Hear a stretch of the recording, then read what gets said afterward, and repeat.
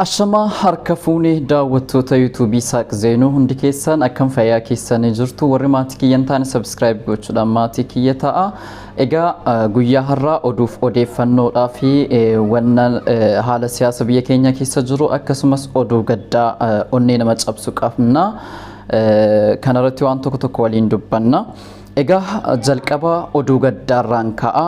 Oduun gaddaa abbaa koomedii beekamaa haala yeroo irratti Finfinnee irratti xiyyeeffatee kan diraamaa bohaarsaa hojjechaa ture kabbee kabbiitoo namni wallaale hin jiru Oromoo ta'e jechuudha. Koomedii diraamaa ajaa'ibaatiin FIB irratti as ba'ee amma garuu sababa siyaasaatiinis haala biyya keessaatiinis diraamaa sana itti fufsiisuu hin dandeenye adda kuteetu jira. Kabbee kabbiitoo haala Finfinneen akkamitti Oromoo akka baate kan namatti agarsiisudha. Garuu oduun amma dhageenye jirru abbaan isaa Salaalee Kuyyuu Garba Gurraachaa bakka jedhamu keessatti ilmi kan kee waboo keessatti makatee jira jechuudhaan mana hidhaa keessatti kan tursiisan yoo ta'u guyyaa kaleessaa jechuun waraanni Abiyyi mana hidhaa keessaa baasuudhaan ajjeesuun gatee jedhamu oduun jedhu dubbachuudhaaf nama rakkisaa dhagaameet jira. Egaa waan ilmi balleessee seera keessatti sin jiru lafa kanarratti sin argine waan namni tokko balleesse akka seera biyyattiitti namni umuriin isaa 18 ol taanaan itti gaafatamummaa maatii hirkaa ba'eeti jira ofii fudhataa jechuudha itti gaafatamummaa sana. Egaa mootummaan nama nyaataan kuni ilmi kan kee baddaa bosonaa keessa jira waboo keessatti makatee jira jechuudhaan Salaalee Kuyyuu Garba Gurraachaatti hidhaadhaan dararuudhaan halkan edaa abbaa obbo Kabbee Kabbiitoo ajjeesuun dhagaameet jira. Kun egaa waan haaraa miti. Guyyaa guyyaadhaan ilmaan Oromoo hedduun isaanii seera jala kan jiran halkan baafamanii ajjeefamuudhaan allaattiidhaaf soora taasifamaati jiru jechuudha. Kun erga mootummaan Abiyyi galee as waan baratamaadha. Ji'a tokko keessa namoota hedduutu ajjeefamu. Bara wayyaana keessatti wanta akka kanaan jiru namni tokko seera jala yoo jiraate jedhe seeruma sanatu buusee baasa. Murteen itti kennama waan ta'eef mana seeraa keessaa baafamee namni ajjeefamu takkaa dhageenyees hin beeknu. Kun sanyii daguuggaa fi jibba ilmaan Oromoodhaaf qabu kan guutummaan guutuutti agarsiisu jechuudha. Egaa abbaa artist koomedii Kabbee Kabbiitoo biyyan itti haa salphatu maatii isaatiif akkasumas isaafis illee jajjabina haa kennu jenna.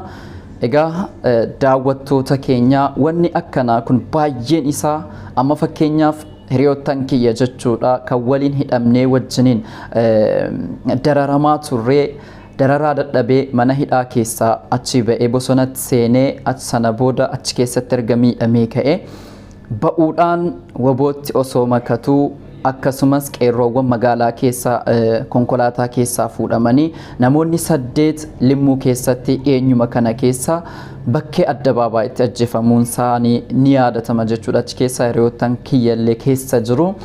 Egaa waan nama gaddisiisuudhaa fi jechatti nama ulfaatudha jechuudha wanti adeemaa jiru kuni. Takka mootummaa dhufaa darbaa keessatti seenaa dhageenya seenaan nu dhageenyuyyuu hangana gara jabummaan isaa kan babal'ate miti jechuudha. Egaa baay'ee kan nama gaddisiisudha. Hedduu onnee nama cabsa. Inni kan biraa waboo fi TPLF wal ta'uudhaan erga waliin qabsaa'uu jalqabanii injifannoo gurguddaa sagalmeessuutti jiru. Naannoo Amaaraa guutummaan guutuutti jechuun ni danda'ama. Guyyaa kaleessaa lola hamaatu deemaa ture. Lola hamaa sana keessatti bakkeewwan magaalaa hedduu to'ataniiti jiru. Magaalaa hedduu to'atan sana keessaa Shawaa Kaabaa magaalaa Mahal Meedaa kan jedhamu, Mazazoo kan jedhamu, Gishee kan jedhamu akkasumas Manzee kan jedhamu to'ataniiti jiru. Sanarra darbee ammoo Shawaroobiitiin marsaa kallattii arfaniin kallattii hundaan marsaniiti jiru jechuudha. Egaa kun injifannoo TPLF fi WBO'n gara mootummaa kana kuffisuudhaaf deemaa jiranuu baay'ee daran saffisaan kan deemaa jiranuu kan nutti agarsiisudha jechuudha. Egaa mootummaan abbaa hirree kun ummata waliin ta'uudhaan hawaasa waliin ta'uudhaan falmattoota warra bosona jiranuu mootummaa kana wajjin hudha wal qabanii jiranuu kana kuffisuun ga'ee ummata Oromooti jechuudha. Egaa erga komaandi poostiin labsamee Finfinnee keessatti wanti hedduun adeemsifamaa jira. Guyyaa guyyaadhaan naannoo Amaaraatti ka'anii Finfinnee keessatti WBOdhaa fi akkasumas TPLFin barbadeessina jechuudha. Meeshaa hidhatanii hedduun isaanii maqaa faannootiin kan of moggaasan jechuudha. Hedduun isaanii gara magaalaa Finfinneetti galaati jiru guyyaa guyyaadhaan jechuudha. Egaa kun wanti inni agarsiisu Finfinneen kan Oromoo akka taate eenyuuniyyuu waaqninis laftinis ni beeka jechuudha. Egaa wanti adeemaa jiru Oromoo Finfinnee keessa jiran sana ukkaamsanii ajjeesanii hidhanii gidirsanii qabeenya isaa saamanii akka inni Oromummaa isaatiif hin falmanne akka inni qolee isaa ol hin godhanne gochuu irratti jira mootummaan abdii kutate kun jechuudha. Egaa haalli biyya keessa jiru baay'ee kan nama yaaddessuu fi Finfinnee keessatti dhalattoonni Oromoo akkasumas dhalattoonni Tigraay guyyaa guyyaadhaan hidhamuun isaanii yeroo hidhaman bakkee isaanitti hidhaman illee maatiin kan quba hin qabne ta'uudha kan dhaga'amaa jiru. Akkasumas hayyoonni kan keenya mana hidhaa keessa jiran dhukkuba hamaadhaaf akka saaxilamaa jiran fa'aa odeeffannoon kan nu dhaqqabe jira. Inni dabalata Egaa akkuma beekamu weellisaa beekamaa fi jaallatamaa artist Haacaaluu erga ajjeefame erga mootummaa kanaan ajjeefame dhiigni isaa qulqulluun falmataan haqaa falmataan mirga namaa erga ajjeefame waggaa tokkoof ji'a muraasa wa'ii ta'eeti jira jechuudha. Yeroo kana keessatti namoonni ajjechaa isaa duuba jiran namni bebbeekamu kanneen akka Laamrooti hedduun jiru jechuudha. Kan isa manaa waamtee ajjeestes yookaan ajjeesistes ragaa guutuudhaa fi ifaan ifatti kan jiru. Akkuma beekamu mana hidhaa turte mana hidhaa sana keessatti mirga wabiitiin gadhiifamtee turte amma immoo manni murtii isii bilisa jechuudhaan gadhiisuudhaaf ta'aati jira jechuudha. Qarshii 5,000 waan akka kana wabiidhaan akka isiin baatu godhameeti jira. Egaa kun waan cabarratti cabaa gaddarratti gadda kan namaaf dabaluudha. Sanaan wal qabatee namoonni Oromoon hedduun isaanii kan ajjeefaman ergaas Haacaaluu Hundeessaa ajjeefame asitti namoonni hedduun ajjeefaman hidhamanii kanneen keessaa sababa sanaan kan hidhaman kanneen akka Jawaar kanneen akka Baqqalaa kanneen akka Hamzaa Booranaallee hanga yoonaatti mana hidhaa keessa jiru jechuudha. Inni dabalataa ammoo akkuma beekamu Baaleen hongeedhaan rukutameeti jira. Torban 10 darbe sana keessa Boorana hongeedhaan rukutameeti jennaan Oromoo walirra dhudhufeetu iyyuu hamma danda'uun gargaarii ture. Amma immoo Baaleen haala hamaadhaan miidhamaniiti jiru. Manni Oromoo sooshaal miidiyaa irratti chaalenjiidhaanis waan adda addaatiinis qarshii isaan gargaaraa jiran kan namatti toludha.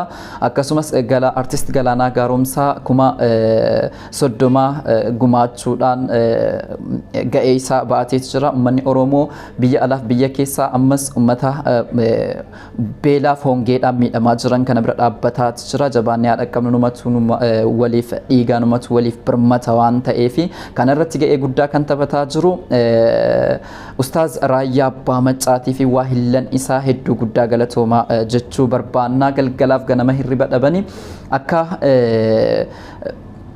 ummanni Oromoo beelaan miidhamaa jiru kana akka ummanni qaqqabatu akkaawuntiidhaanis haa ta'u garee uumaniitillee guyyaa galgalaaf ganama jechuudha kan irratti hojjetaa jiranidha. Haa galatoomanuu.